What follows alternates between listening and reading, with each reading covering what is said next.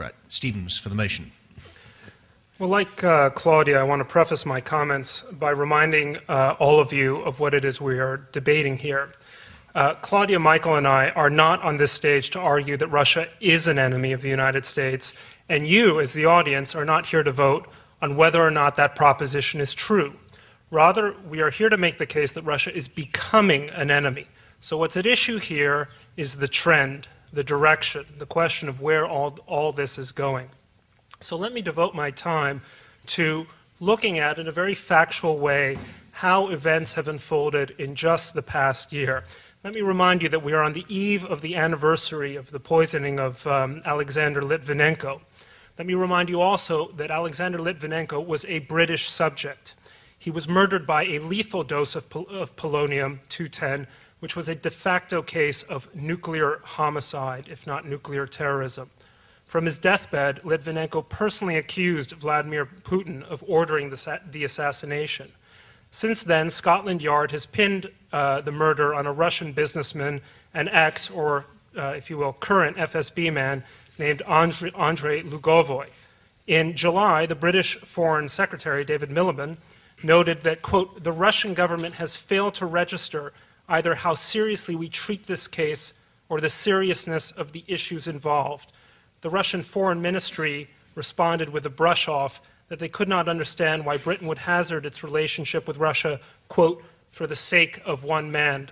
For the sake of one man. Let me remind you that liberal democracy is constructed for the sake of one man. In a month's time, Mr. Lugovoy, Litvinenko's killer, is likely to be elected a member of the Russian parliament.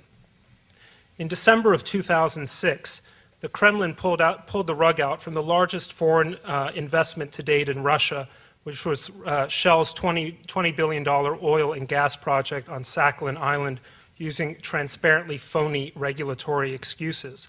It happened again in June to British Petroleum. The assault on foreign investment in Russia was the natural extension of the illegal seizure of Russia's privately held energy assets, particularly those of Yukos and its CEO, Mikhail Khodorkovsky, whose prison term in a Siberian labor camp has recently been extended. In January, Mr. Putin forced the Belarusian government to sign a new gas contract or else have its gas supplies turned off in the dead of winter. Now, Belarus is not a friend of the United States, but Ukraine and Georgia are friends of the United States, and in both cases, Mr. Putin had previously used what I would call pipeline warfare to threaten his neighbors, to threaten and bully his neighbors at their coldest and most vulnerable moments. In the next month, in February, a man named Ivan Safronov, a reporter for the Kommersant newspaper, fell from a fourth-story window onto the street, where he died instantly. The authorities ruled it a suicide, but most observers believe that Safronov, who had repeatedly embarrassed the Russian military with his reporting, was executed, making him the 14th such journalist killed, murdered, during Mr. Putin's reign. The same month, a Russian court condemned 9 members of the ethnic minorities rights group Froda for having a quote-unquote unsanctioned tea with 2 German students. Quote, we were told that under the new law on NGOs, any meeting of 2 or more people with a purpose of discussing publicly important issues has to be sanctioned by the local administration 3 days in advance, Froda's director told London's Daily Telegraph. The next month, in March, an American Russia analyst named Paul Joyal was shot outside his home in suburban Maryland shortly after meeting a former KGB general. 4 days before that shooting, on Dateline NBC, Mr. Joyal had noted that, quote, a message has been communicated to anyone who wants to speak out against the Kremlin. If you do, no matter where you are, we will find you and we will silence you in the most horrible way possible, end of quote. The next month, in April, Mr. Putin indicated that he intended to withdraw Russia from the Conventional Forces in Europe Treaty, one of the landmark agreements ending the Cold War. He has since indicated that he is prepared to withdraw Russia from the 1987 Intermediate Nuclear Forces Treaty signed by Reagan and Gorbachev. The next month, in May, ethnic Russians rioted in the city of Tallinn when the Estonian government decided to remove a World War II monument to their Soviet liberators. Estonia was subject to a concerted cyber attack, and its ambassador in Moscow was attacked by youth protesters, almost certainly belonging to a neo-fascist group known as Nashi. I should remind you that Estonia is a member of NATO and the European Union. In June, Mr. Putin warned that if the US deployed just 10 ballistic missile interceptors in Poland, then Russia will, quote, have to get new targets in Europe. Which weapons will be used, he said, ballistic missiles, cruise missiles, or some completely new systems? That's a technical matter. In July, Mr. Putin took a vacation. In August, Russia detained a mainstream business journalist for the Vedomosti paper, a paper that is partly owned by Dow Jones, on suspicion of so-called extremist activity via a law that defines the term extremist so broadly that it can be used to target ordinary political critics of the Kremlin. Russia also resumed, and this is notable, a policy of sending its heavy bombers out on long-range sorties. On more than several occasions, Norwegian, British, and finally American fighters have been forced to scramble into the air in order to intercept these Russian bombers, the first time this has happened since the Cold War. In September, Mr. Putin appointed an unknown apparatchik, Mr. Viktor Zubkov, as prime minister, and later announced that he himself may become prime minister in the next government, which is contrary to every prior promise he has made that he would leave the political scene when his presidential term expires. This sets the scene for the youthful Mr. Putin to remain in power for a very long time indeed. 1 minute. In October, Mr. Putin became the first Russian leader to visit Tehran since Joseph Stalin in 1943. He said Iran's purposes are entirely peaceful. Russia has stopped cooperating with the rest of the Security Council on the UN, forcing the U.S. to resort to, to unilateral sanctions. And finally, I would like to make one point. Just last week, George W. Bush insisted in a speech that Russia is not an enemy of the United States. Now, if that does not convince this audience that our side is right, I don't know what will. Thank you very much.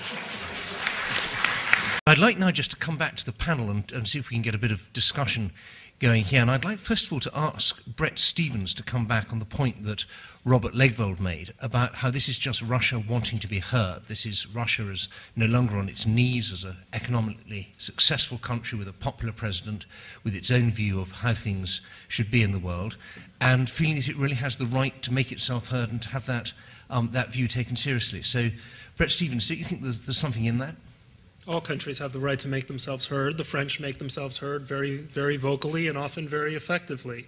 The same goes, it's an ordinary fact of international political life. But if you are, say, the president of a struggling young democracy called Georgia, and it is the middle of winter, and you find that there have been two simultaneous pipeline explosions that are piping in gasoline supplies to your country on Christmas Eve, that is a very different way of making yourself heard. The same happens, of course, if you are Viktor Yushchenko and you are campaigning for the presidency of an independent country called Ukraine, which nonetheless Vladimir Putin and his friends in the Ukraine still consider a satrap of Russia, or excuse me, what they wish still was the Soviet Union.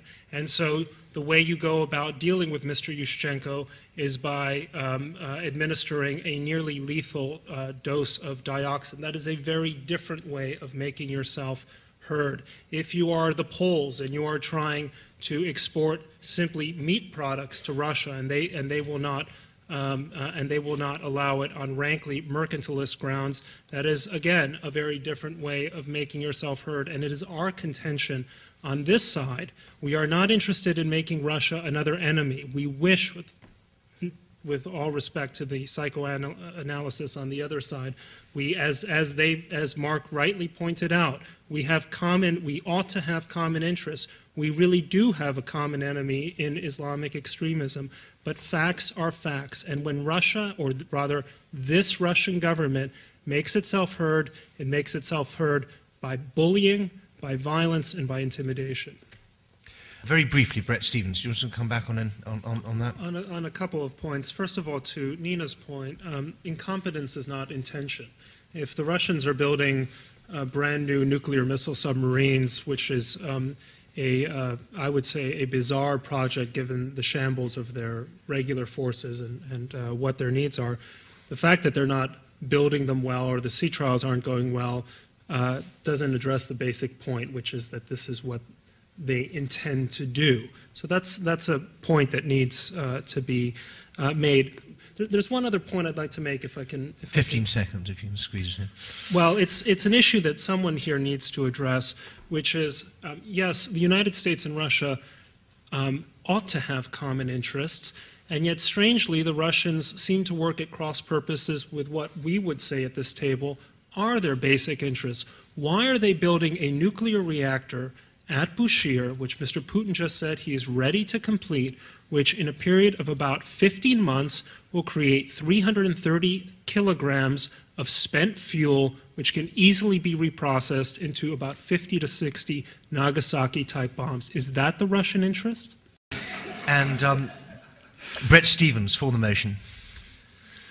None of us on this side wish to see Russia as an enemy again. We are not looking for another enemy. We have enemies enough in places like Afghanistan, Pakistan, Iran, and Iraq. The battle against Islamic militancy and radicalism is one that we would do better to fight alongside Russia, not at cross purposes with it. We also don't want to needlessly antagonize Russia with rhetorical excesses.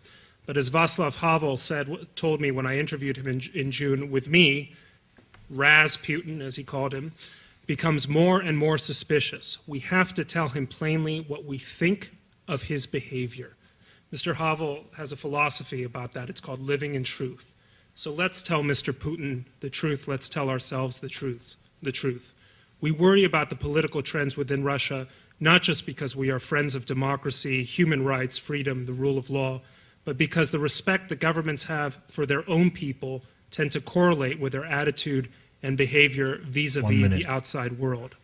We worry about Russian behavior toward countries like Ukraine, Estonia, and Georgia because we fear that that behavior is a harbinger for what's in store for Europe and the United States. And we look on the trends in Russian attitudes toward journalists, human rights groups, foreign investors, neighbors, toward their own history, and finally towards us with growing alarm. And the direction seems clear and unrelenting. And it leads us to conclude that Russia is on its way toward again becoming an enemy of the United States. And we won't be able to do anything to change that until we come to terms with the reality that we are facing. Thank you.